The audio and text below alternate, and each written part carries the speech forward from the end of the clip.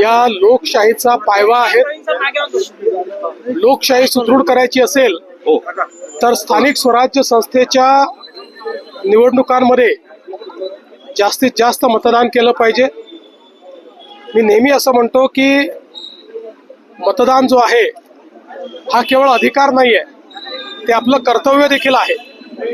आणि मतदान न करणं याचा अर्थ लोकशाहीमध्ये कुठेतरी आपल्या कर्तव्याचं पालन न करण्यासारखं आहे.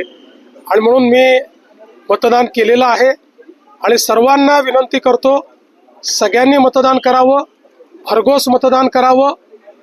चांगलं मतदान झालं तर चांगले लोक निवडून येतात, त्यांनीच विकास होतो.